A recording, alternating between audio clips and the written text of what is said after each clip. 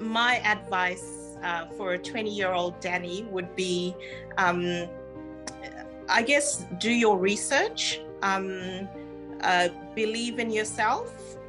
Do your research, ask questions, and look for those that are walking the journey that you want to walk, because there's a lot of wisdom in their experience that you can learn from.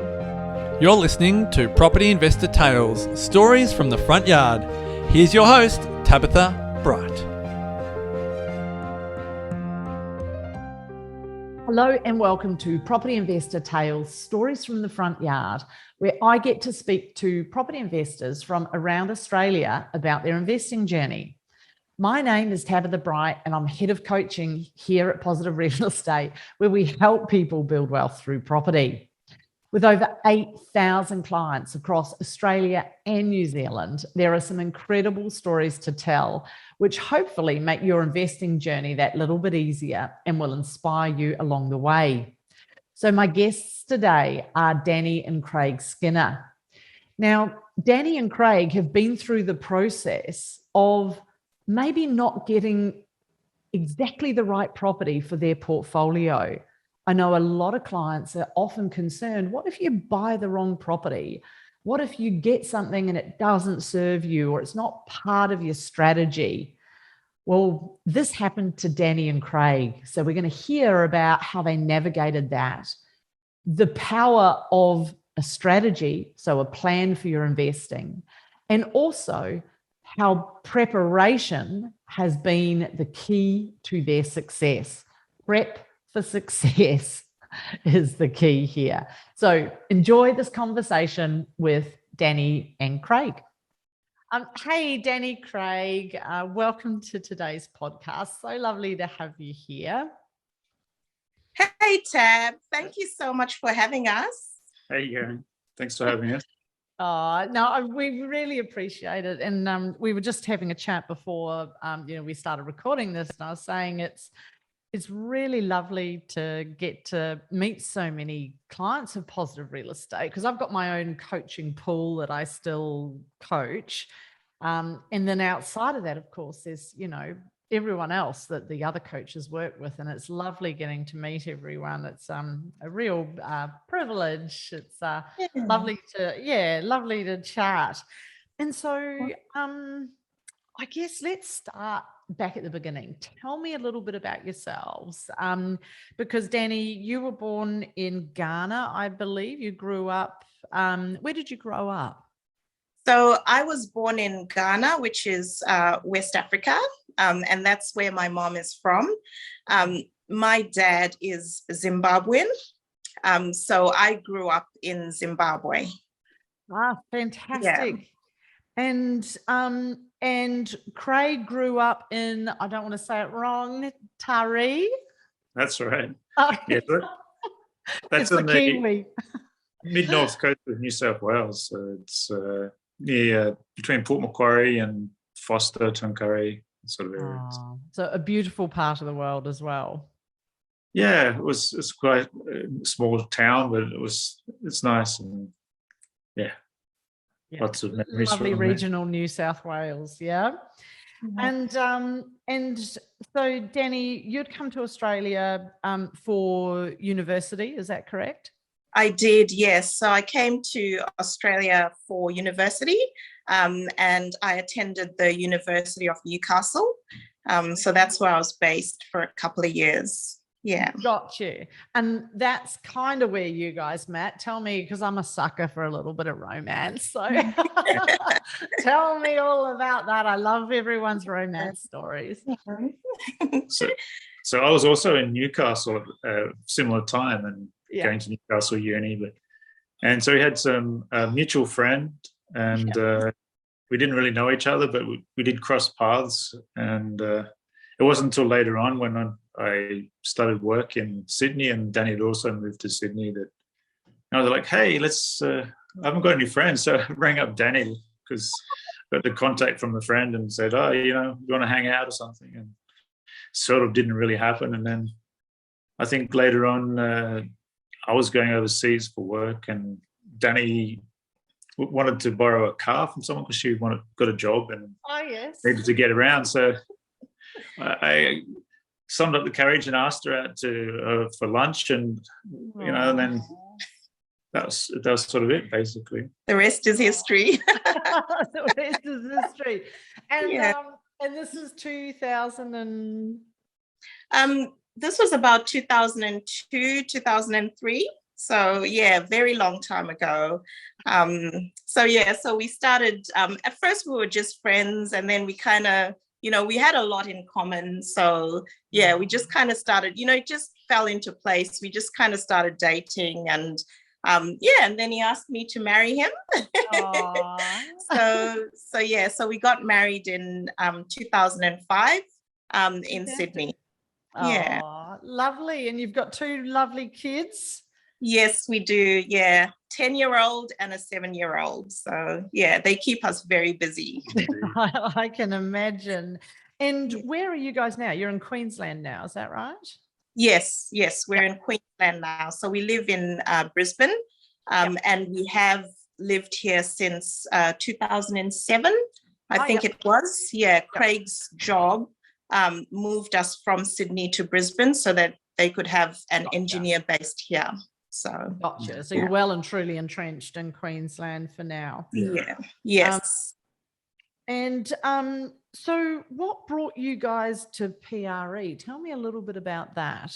Tell me about your property investing, because you'd invested prior to joining PRE, hadn't you? Correct. So we'd sort of always been interested in investing, didn't really know how to do it. And so we just tried to find ways of getting into investing. We looked at some share market stuff at one stage and did some training with a mob in Sydney that did shares. And then when we moved to Brisbane, we sort of tried to do more, and we got some coaching on property, and then we just decided to find somehow to invest in property, and we found a mob that was happy to give us some properties. And I think so we purchased our principal place of residence. We actually built it, which is this house we're in. Cool. So we built that in 2009, 2010, around that time. And after that, because we'd read Rich Dad, Poor Dad when we initially got married, like within the first year of marriage. And we kind of knew that we wanted property investing and, kind of that sort of thing to be our future and not just depend on our incomes. But we didn't know where or how to start. And so we kind of, in our searching, we came across some people who were willing to help us. And, at the time we didn't know anything. So we kind of just followed on with what they proposed. And so I think a lot of our mistakes were made at the beginning.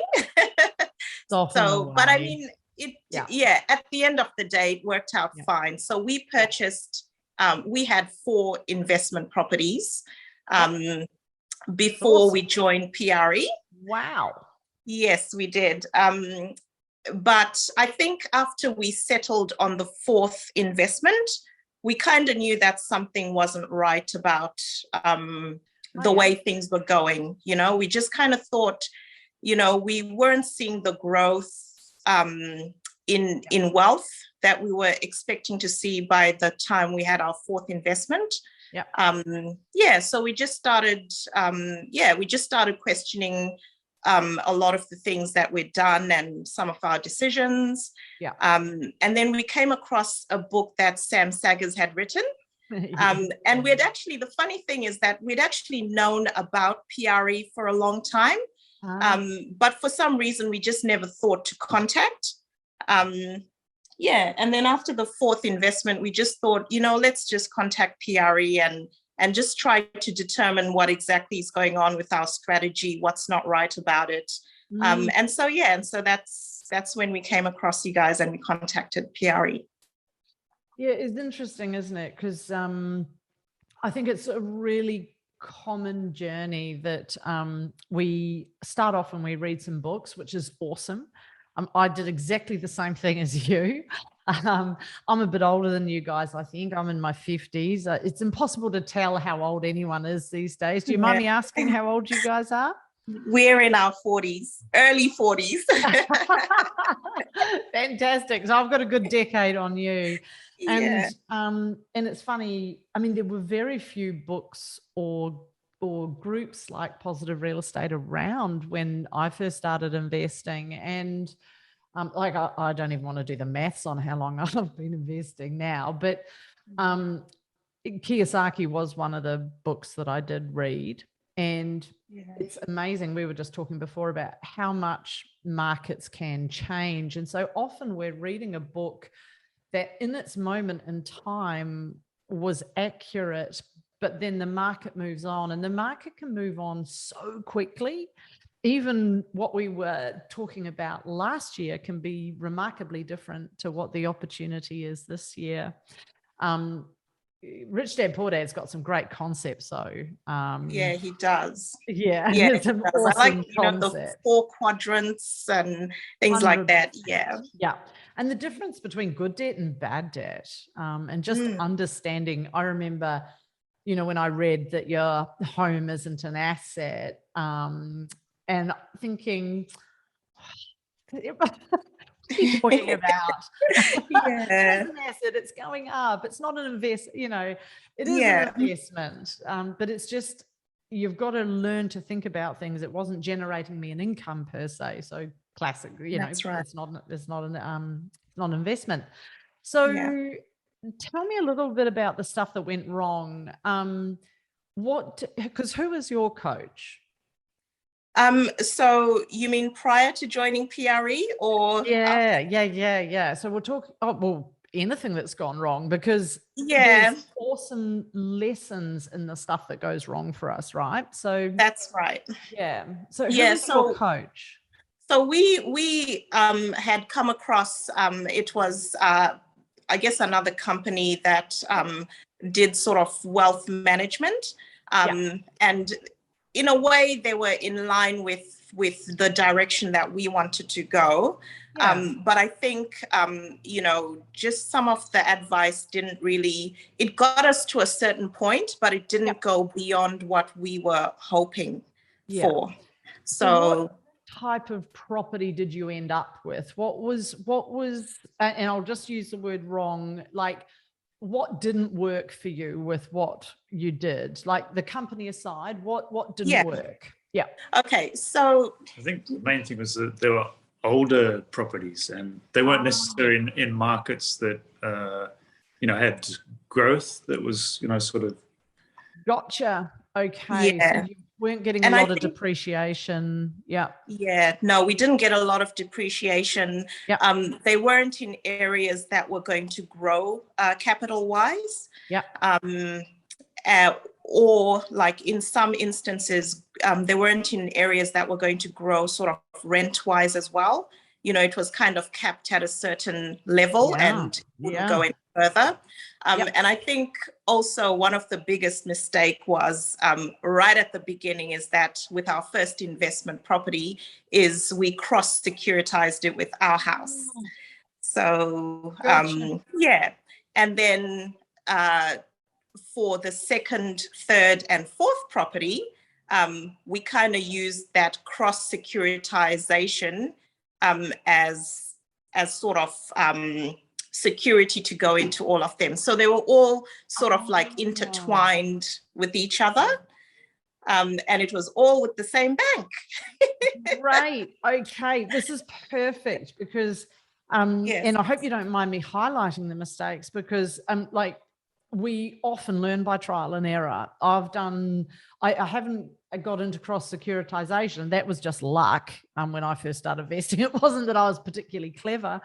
But we've, like, one of my first mistakes that I often talk about was I chased cash flow because I'd read the books. I'd read about cash flow and then we needed yields.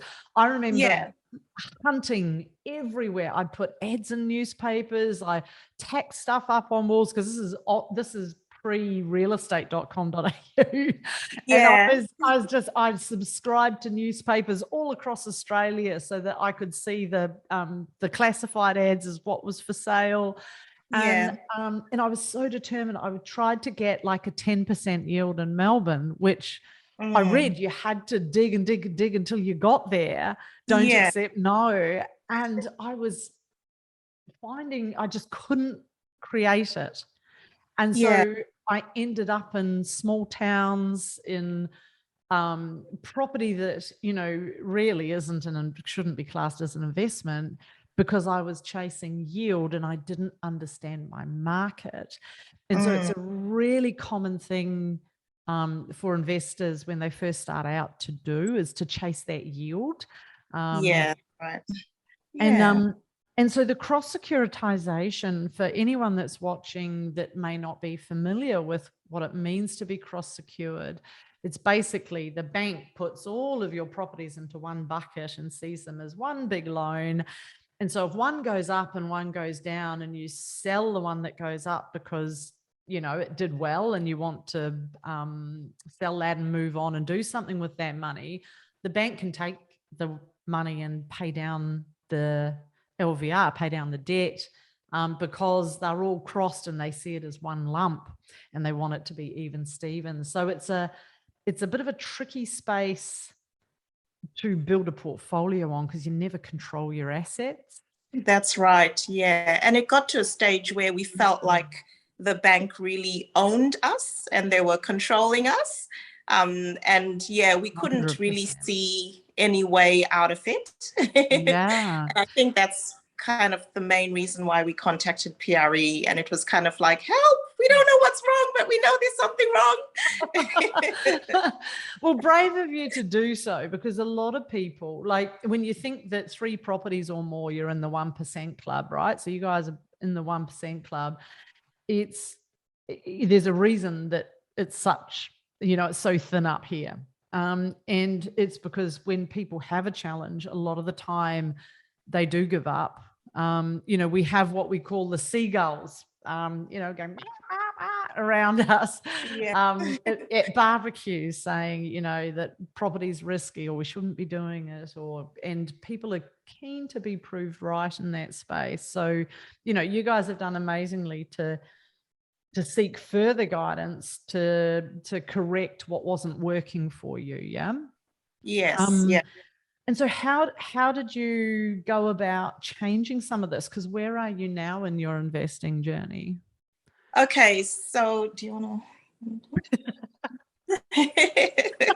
I seem to be talking a lot. I guess the thing is, we wanted to invest in property that, you know, would see growth, you know, and it was a bit hard to do that with what we had. So we had to, I guess, restructure our loans, and also we ended up getting rid of some of the investments we had because they were not, you know, performing well, and it freed us to be able to go into new investments. Yeah. So what we did, and I know that with PRE we say buy well and never sell, and we agree with that. But I guess from where we were coming from and where we started, you know, it was necessary for us to sell if we wanted to move further in our journey. So we sold off 3 of those investments. And despite everything, we actually made a little bit of a profit on that, so that was a good thing. Right.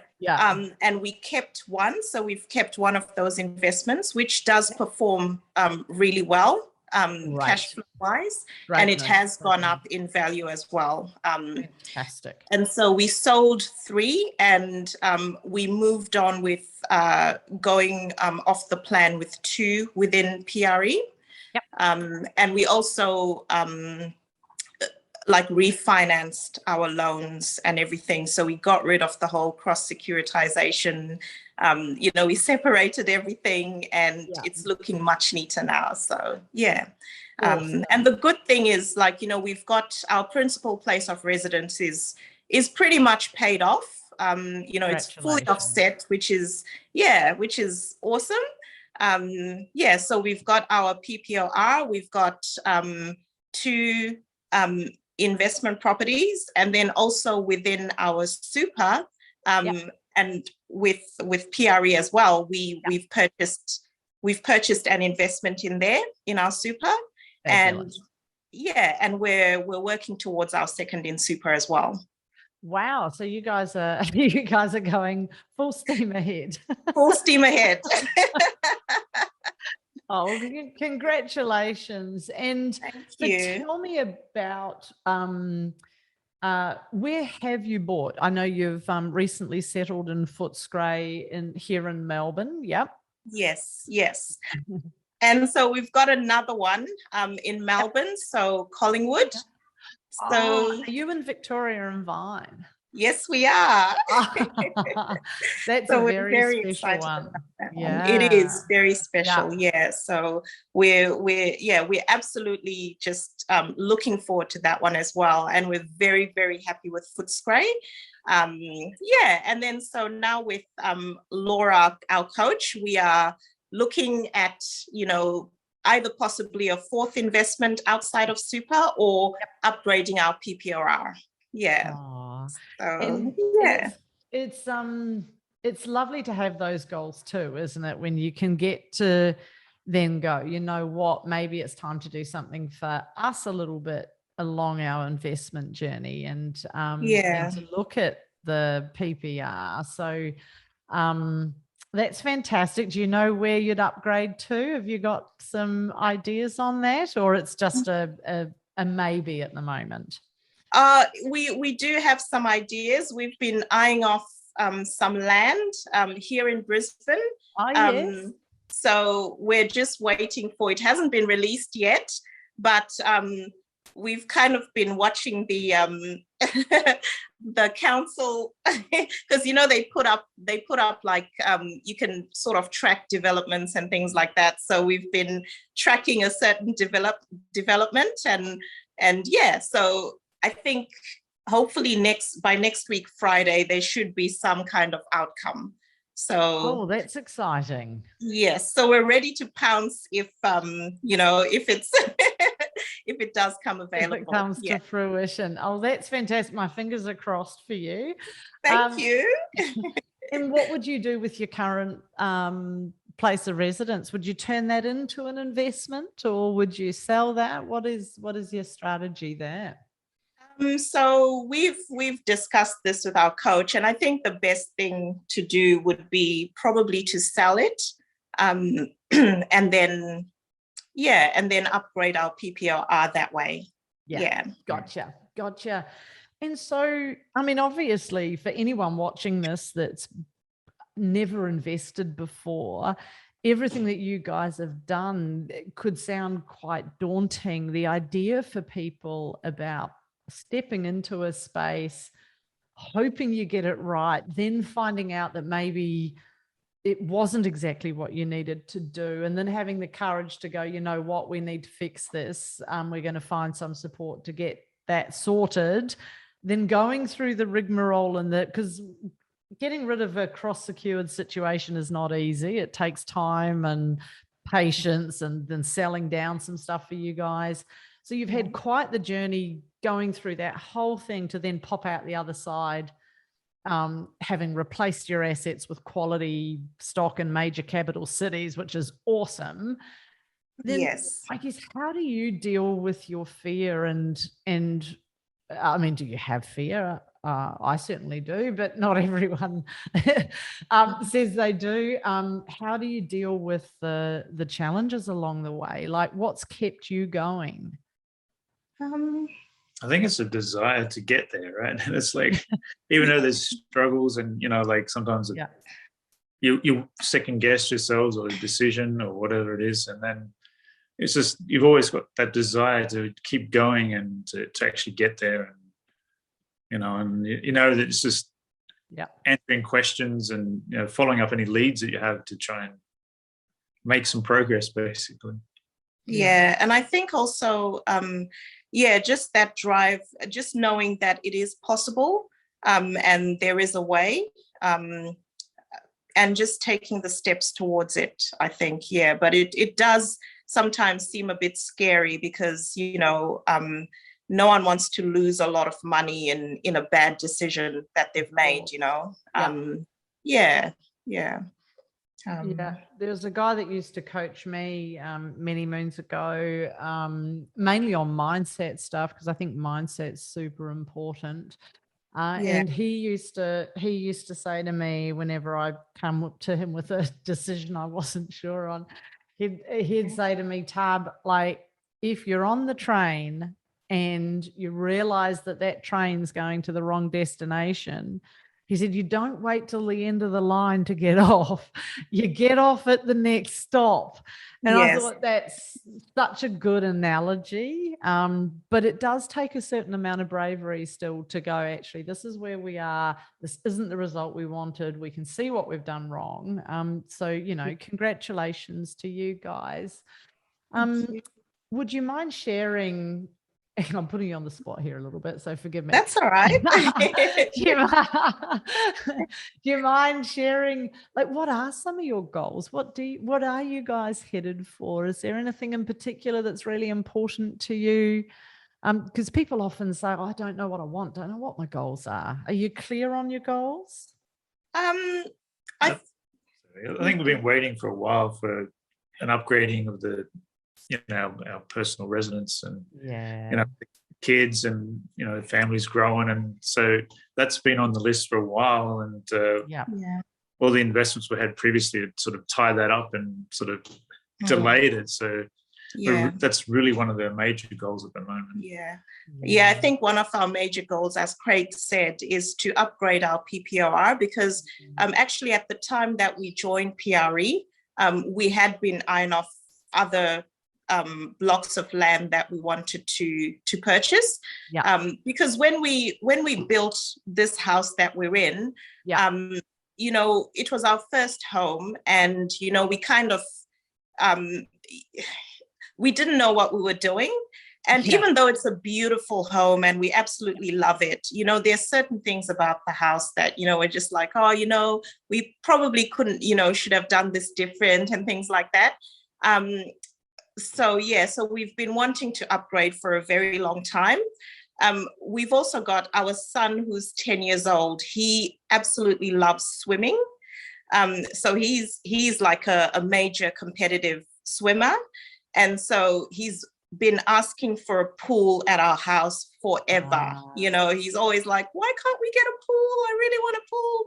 And, so we've discussed, should we put a pool in our house, or should we wait until we upgrade and things like that. And so we kind of made the decision that we'd wait until we upgrade to put a pool in. And so there's a lot of, I guess, personal goals like that, where we live, how we live, incorporating our kids' interests as well into where we live.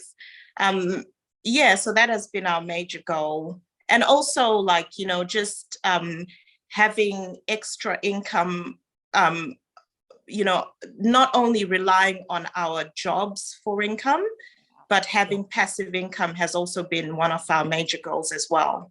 So, so that's what drives us. And what do you guys do for work? Because I saw Craig was an engineer. What do you do?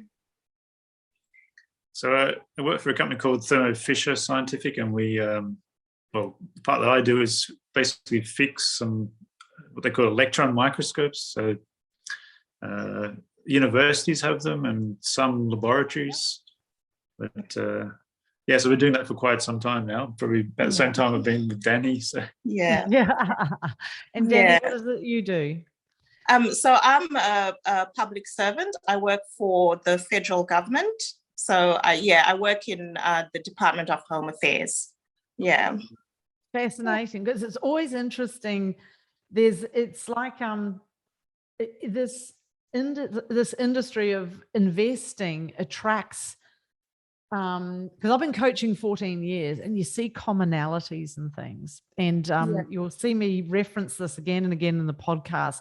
What are the common threads that get people success, that seem to flow through what we do. And one of the commonalities, interestingly enough, is people that are engineers. I get so many engineers that are investors. It's nuts. And I never see graphic designers.